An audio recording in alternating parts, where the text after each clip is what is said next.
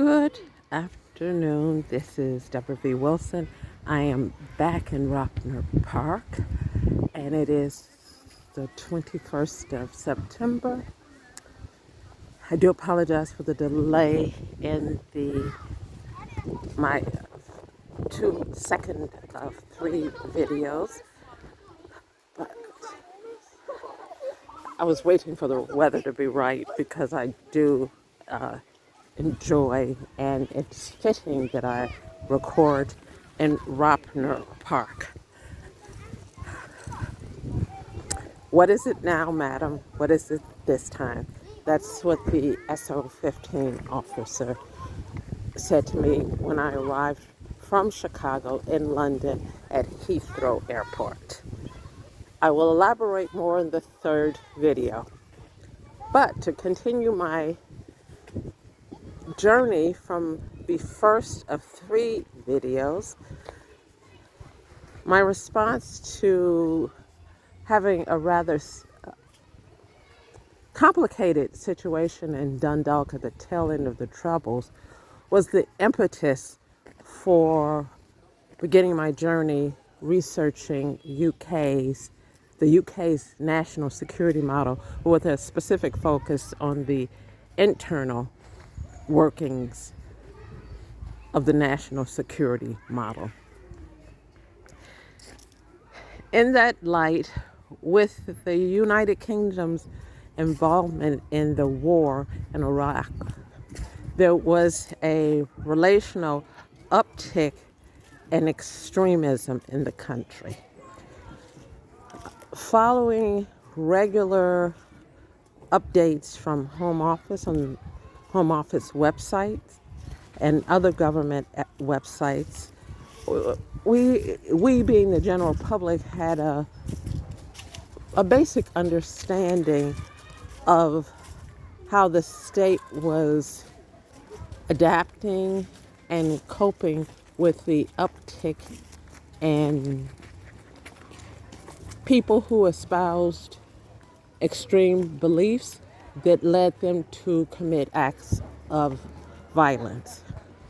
In that light, I thought it was the space that I could contribute and give back to the United Kingdom for her assistance in Dundalk, and I decided to position myself literally as a person providing both support and resources to the internal national security model as led by MI5, that's the country's internal intelligence agency, and SO15, that's the United Kingdom's Counterterrorism Police.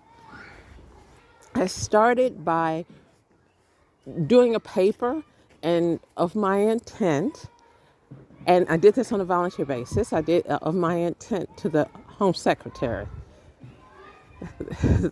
I got a response, all right, the next time, so I sent that via email, and then I got a response, or snail mail. I got a response the next time I was in the United Kingdom, and that was my first of many interviews by SO15. Again, the United Kingdom's Counterterrorism Police. He wanted to know what was the purpose of the correspondence I sent to the Home Secretary, who exactly I was, if I worked for a U.S. government agency, which I did not, and what was the intent of my now stated agenda. I literally told him the truth, that I wanted to thank the UK for what they had done for me in Dundalk, and the only way I could think or imagine that I might be of some help was to help with the current crisis situation that the country was experiencing. I really didn't get very much of an answer. My passport was stamped and I was allowed in the country, so I began my journey. The journey included following people who professed support for prescribed groups and reaching out to them and trying to, with some success, a higher degree of success than you might imagine, to interview them about how they understood and what was the impetus for what they were doing and how they understood the state was responding. So actually what I was looking at was, in this set of interviews, was how the very people the state was hunting experienced the model. I got answers, lots of answers. Then the next group of people, it was the general public. How do you understand what's happening in the UK? And more importantly, how do you understand the state's response? So that was just a wide, diverse group of people that I interviewed. And then I interviewed people from marginalized communities who got swept up in the current situation simply because they shared the same faith with some people who had weaponized and militarized their understanding of their faith. So I interviewed those people as well. And then lastly, in London, there are embassies, and in foreign embassies, there are people who look at the national security model, in this case, the United Kingdom, from the perspective of their country. And I had the good fortune to reach out to those people, and they sat with me and gave me their insight. Most of those people probably were not civilians. Some identified themselves in a way that I was pretty sure they weren't civilians. Some people I really don't know whether they were civilians or not, but they were attached to an embassy and they were in a position of authority to speak on how they understood the United Kingdom's ever-growing and equally complex national security crisis and how they understood the UK was responding. It was a fascinating experience for me because I got to actually hear from people and listen to these different segments of people that were in the United Kingdom and how they understood the model. So then that led me to look at, because I now have different perspectives on the UK's internal national security model, so then I started looking at how resilient the model was. That's more complicated, the ways in which I did that, but equally as legal, let me add. But it was fascinating because here's the equation. What is happening in the UK, and the vast majority of what was happening in the UK, although we may not have known the specifics about who was involved, 99% of the time we didn't, unless, of course, there was an arrest or, God forbid, there was an attack that was carried out. But we definitely had a general idea of the prescribed list. So the prescribed list was public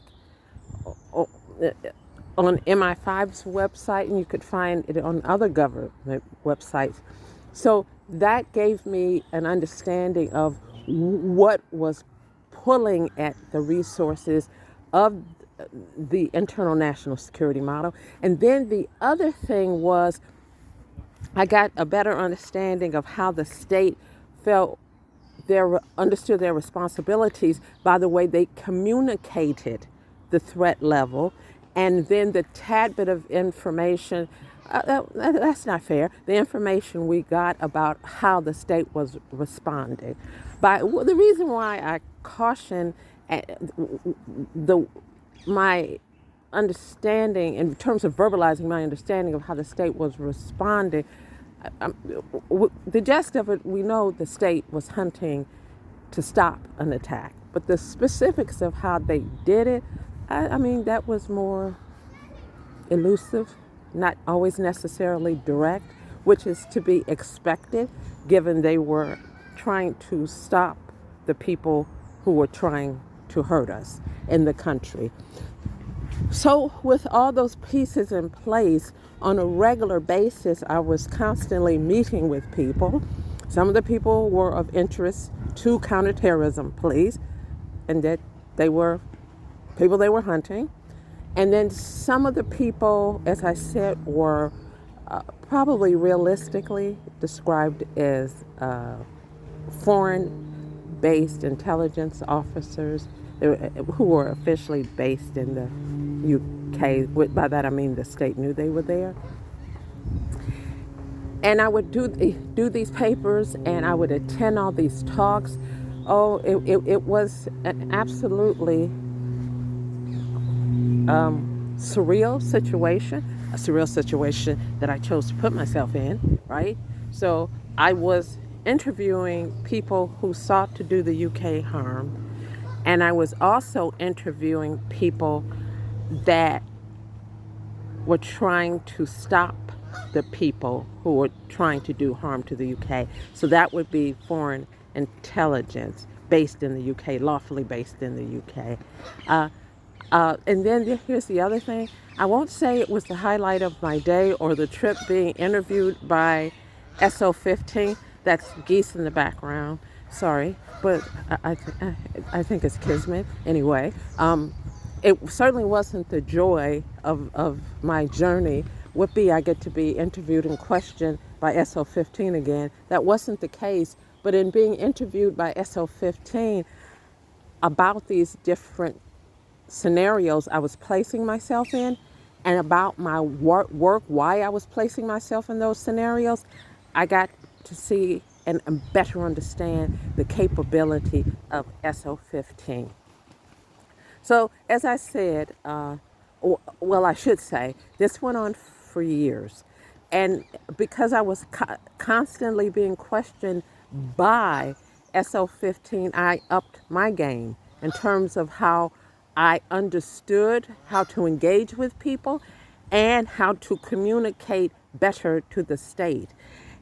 And then the next thing that happened is the longer I did it, the easier it was to get foreign intelligence lawfully in the United Kingdom to sit and talk with me. And that proved to be extremely edifying, right? Okay, I'm going off on a tangent, I'm sorry. You have a life, and then you make a decision on what you're going to do with the life. I'm basically the shyest person in the world. I was really nervous about starting my work. Then when I started getting questioned by SO15, it got kind of scary because they were very official and very formal, and they wanted answers. Why are you doing this? How did you talk to this person? How did you get to this person? How did you make contact with this foreign intelligence officer? But I'm telling you, as frightening and as intimidating as it was, I found that I quite loved the work. I won't say I loved being interrogated by SO15, but the opportunity to sharpen my skills because of the experience was absolutely amazing. And in addition to that, with the sharpening of my skill set, I was able to better work and better serve the United Kingdom, to thank the country for what she had done for me in Dundalk. I'm going to post the link to some of my other videos that I've made years ago that I hope will help illuminate a bit more about what I was doing and why I was doing it. But I have to say, it's the most fantastic opportunity I've ever had in my life. The potential to learn and understand how a nation stays safe. It was truly it was, for me as a person of faith, it was truly a gift from the divine. There is no greater opportunity that one can be given than to learn and learn something meaningful that hopefully helps others. So this is my second of 3 videos. I might end up doing a 4th.